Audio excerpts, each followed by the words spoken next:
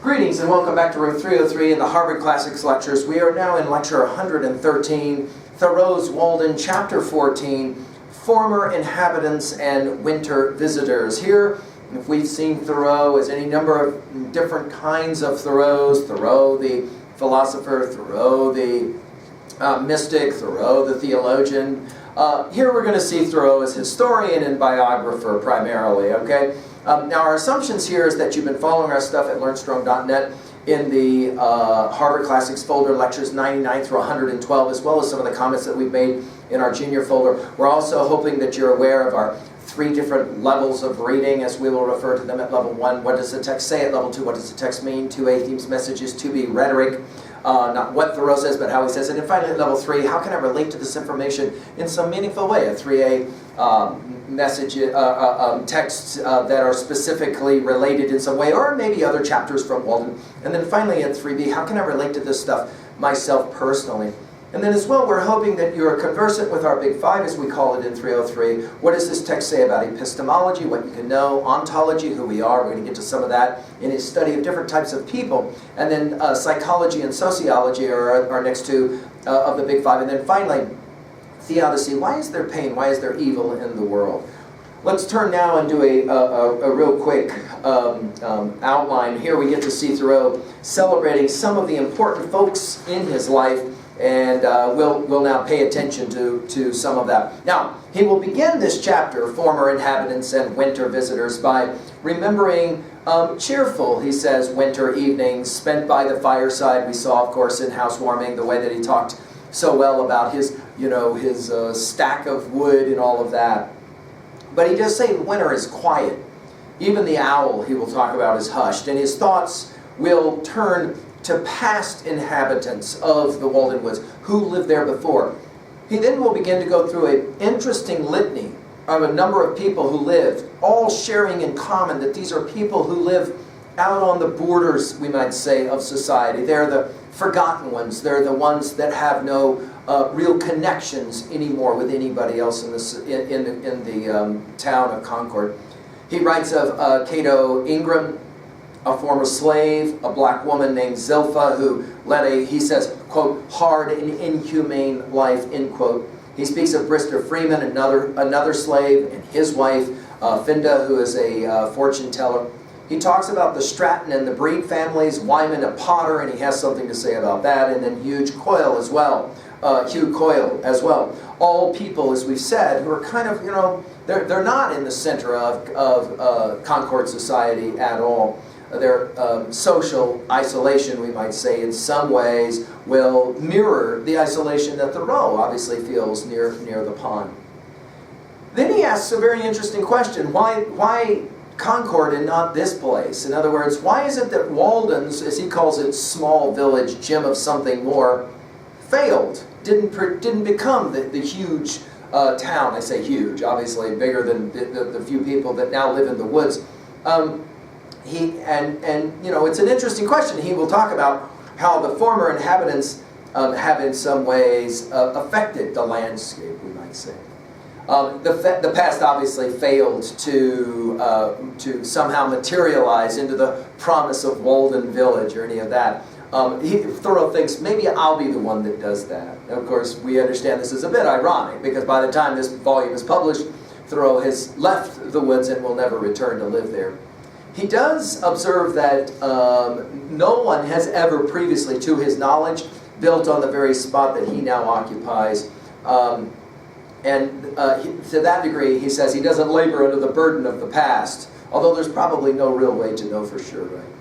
Then he talks finally about a few visitors that he had in winter, but no lack of society, he says, nevertheless. He still goes into town. He visits Emerson, referred to but not mentioned by name.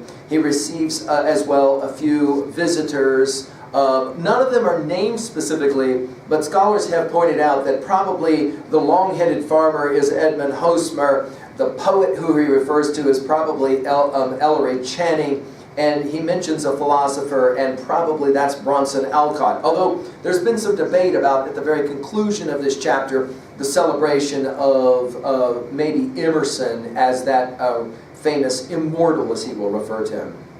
And then finally he says that he's waiting the mysterious, quote, visitor who never comes, end quote, right? That notion that in spiritual training you're always trying to look ahead. Now, as I've said in all of my previous lectures on Walden, I'd love to be able to read what I'm calling here a prose poem because it's so beautifully constructed, and we're going to get some of those amazing lines as well. He says, I weathered some merry snowstorms and spent some cheerful winter evenings by my fireside while the snow whirled wildly without, and even the hooting of the owl was hushed.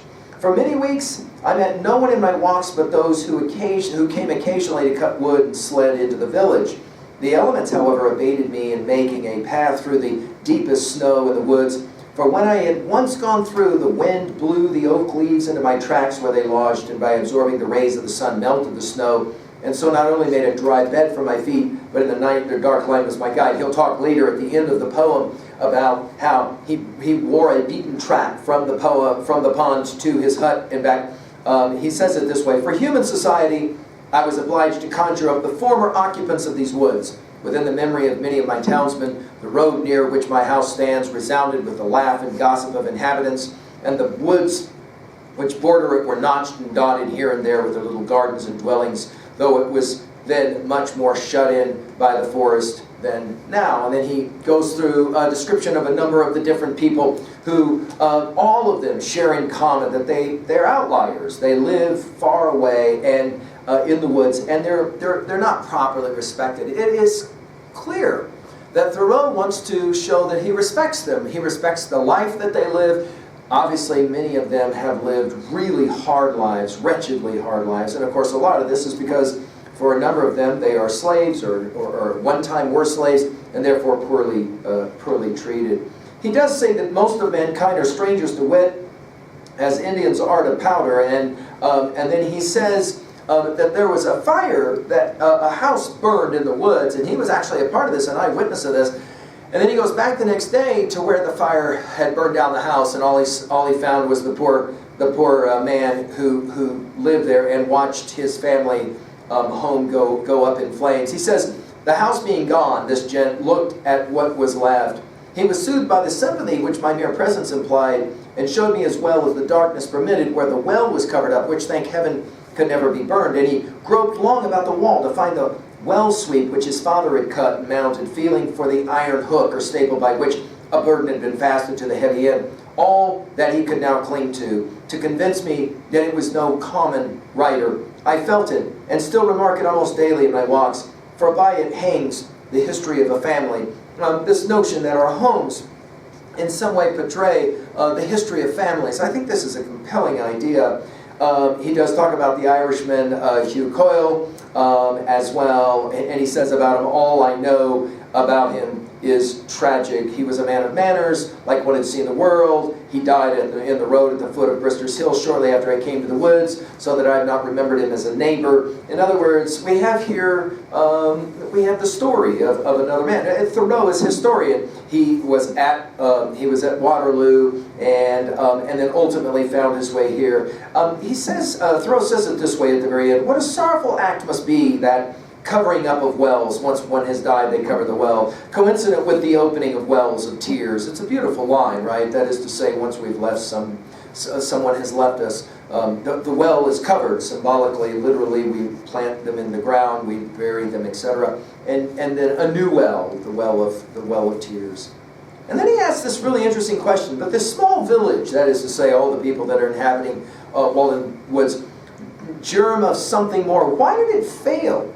While Concord keeps its ground. It's a fascinating question. You know, I mean, we live out here, of course, where there are ghost towns, like Jibo comes to mind. Why is it? And we've read this passage actually out of Jibo with students just to make the point. Of course, it's part of the Plato's Republic, Book 8, Declension of State discussion as well. Why? Why is it some towns like Concord will thrive, but then the few people that resident out in the woods, he says, they never created the village. I wonder why. He says, were there no natural advantages, no water privileges, forsooth? Obviously there was. I mean, you know, it was... he says, the deep Walden Pond and cool Brister Spring, privileged to drink long and hearty draughts at these, all unimproved by these men, but to dilute their glass. They were universally, he says, a thirsty race, Might not the basket, stable broom, mat making, corn patching, linen spinning, and pottery business have thrived then, making the wilderness to bloom like a rose, and numerous posterity have inherited the land of their fathers? Why? In other words, why is it some towns thrive and other towns do not? He says the sterile soil would have at least been proof against the lowland degeneracy. Alas, how little does the memory of these human inhabitants enhance the beauty of the landscape? Again, perhaps nature will try with me, he says, for a first settler in my house raised last spring to be the oldest in the hamlet. He says, I'm not aware that any man has ever built on the spot which I occupy. Deliver me from a city built on the site of a more ancient city. And we obviously have to think about any number of famous cities, but we think obviously about Troy, right? Whose materials are ruins, whose gardens cemeteries. The soil is blanched and accused there, and before that becomes necessary, the earth itself will be destroyed. And then he moves on, talks about a great snow, the great snow of 1717.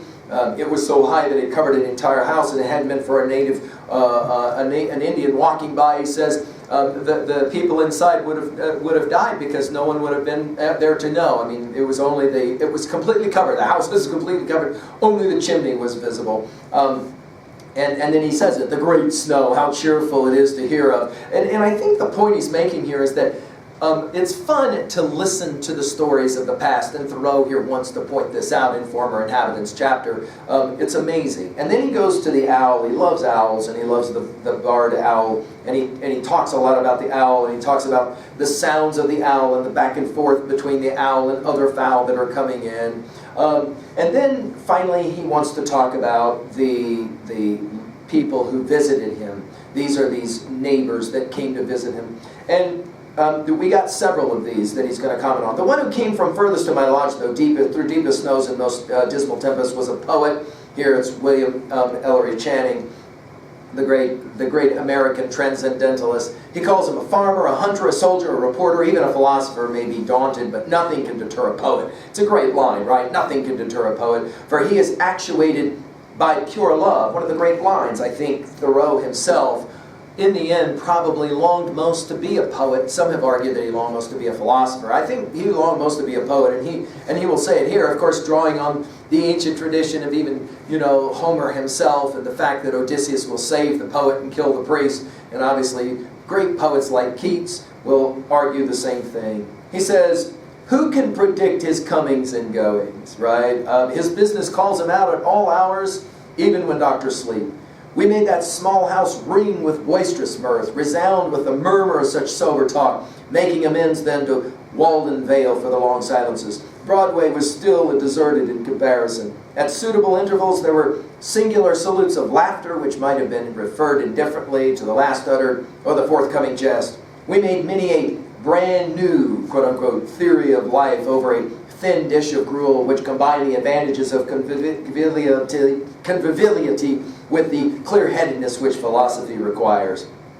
He says, I should not forget that during my last winter at the pond, there was another welcome visitor who at one time came through the village through snow and rain and darkness till he saw my lamp through the trees and shared with me some long wintry evenings. One of the last of the philosophers. Some have argued this is Alcott, some have argued that this is Emerson himself. Connecticut gave him to the world. He peddled first his wares, afterwards, as he declares, his brains. Though he peddles still, prompting God and disgracing man, bearing for fruit his brain only, like the nut in its kernel. I think that he must be the man of the most faith of any alive. His words and attitude always suppose a better state of things than other men are acquainted with, and he will be the last man to be disappointed as the ages revolve. He was no venture in the present, but though comparatively disregarded now, when his day comes, laws unsuspected by those will take effect. The masters of families and rulers will come to him for advice. How blind that cannot see serenity. A true friend of man, almost the only friend of human progress. An old mortality, and here surely we have to be talking now, I think, about Emerson. Say rather an immortality, with unwearied patience and faith, making plain the image engraven in men's bodies, the God of whom they are but defaced and leaning monuments. With his hospitable intellect, he embraces children, beggars, insane, and scholars, and entertains the thoughts of all, adding to it commonly some breadth and elegance. It's a beautiful line. It's a great tribute, right? The inclusivity. we would argue. I think that he should keep a canvassary on the world's highway where philosophers of all nations might put up, and on his sign should be printed, "Entertainment for man, but not for his beast. Enter ye that have leisure and a quiet mind, who earnestly seek the right road." He's perhaps the sanest man, and has the fewest crockets of any I chance to know, the same yesterday and tomorrow. Of yore we had sauntered and talked, and effectually put the world behind us, for he was pledged to no institution in it, freeborn, ingenious. Whichever way we turned, it seemed that the heavens and the earth had met together, since he enhanced the beauty of the landscape. A blue-robed man, whose fittest roof is the overarching sky, which reflects his serenity. I do not see how he can ever die. Nature cannot spare him. And of course, if it's Emerson he's speaking of, then obviously his notion of nature reminds us that Emerson's greatest essay was called Nature, right? He finishes, "Having some shingles of thought well dried, we sat and whittled them, trying our knives and admiring the clear yellowish grain of the pumpkin pine." It's beautiful, right? That both literally they are carving wood, but then of course intellectually through their discussions, they're carving. He says, "We waded so gently and reverentially, or we pulled together so smoothly that the fishes of thought were not scared from the stream, nor feared any angler on the bank, but came and went grandly, like the clouds which float through the western sky, and the mother of pearl flocks which sometimes form and dissolve there." It's beautiful, right? The idea that when you're having a good conversation, it's like you're fishing.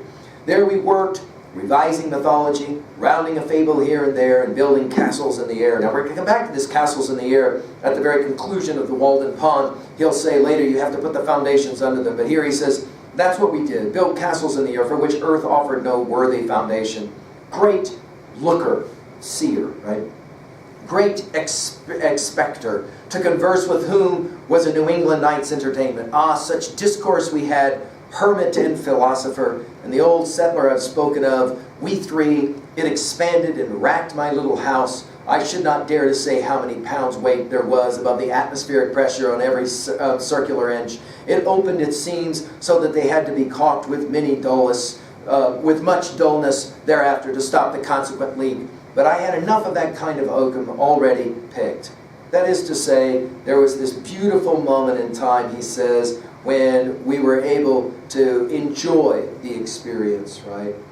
There was one other, he said, whom I had solid seasons long to be remembered, in his house at the village, who looked in upon me from time to time, but I had no more society there. He says, there too as elsewhere, I sometimes expected the visitor who never comes, the unknown visitor, right? The Vishnu Purana says, quote, "The householder is to remain at even time in his courtyard as long as it takes a milk cow, or longer if he pleases to await the arrival of a guest," end quote. I often performed this duty of hospitality, waited long enough to milk a whole herd of cows, but did not see the man approaching from the town. It's a beautiful idea that he's waiting for the ideal visitor. And of course, let's just say the ideal visitor might just be you, right? Well, chapter 14, come on back and we'll enjoy chapter 15. Thank you.